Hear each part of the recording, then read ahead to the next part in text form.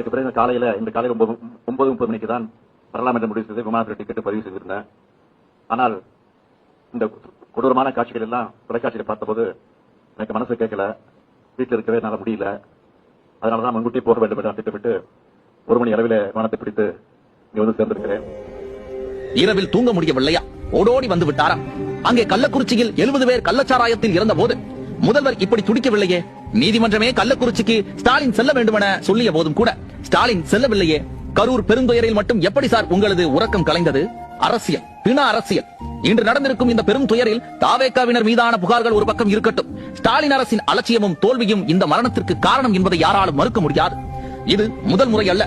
கள்ளக்குறிச்சி கனியாமூர் கலவரத்தை தடுக்க தவறியதாகட்டும், சென்னை வான்படை நிகழ்வில் 5 பேர் உயிரிழந்த விவகாரமாகட்டும், எல்லாமே காவல்துறையின் தோல்வியால் நடந்ததுதான்.